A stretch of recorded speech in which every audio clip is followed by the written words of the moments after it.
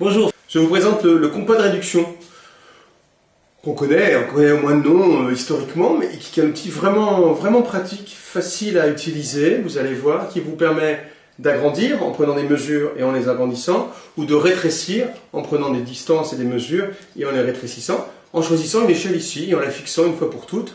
C'est super facile, soit sur un dessin ou une photo qu'on veut reproduire ou agrandir, soit directement en prise de vue directe pour avoir le report des bonnes dimensions transcrites sur votre support. On garde aussi une petite démo. Voilà, alors, le compas de réduction, donc, ou d'agrandissement bien sûr. Hein. Je vais faire de l'agrandissement, là je vais par exemple mesurer le diamètre de cette rondelle de citron, voilà, elle est ici, et ça me permet de la reproduire avec cet agrandissement-là, cet écart-là, ça va me permettre de reproduire ici,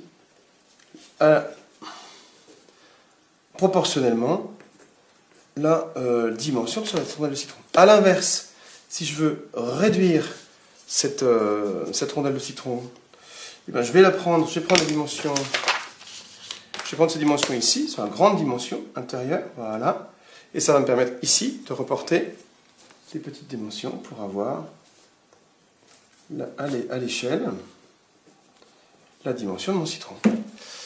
D'accord? Et alors, c'est pas intéressant sur un seul objet, mais bien sûr sur l'ensemble. Si vous reproduisez à l'identique sur l'ensemble, vous allez avoir les mêmes proportions agrandies ou rétrécies. Voilà, c'est tout ça.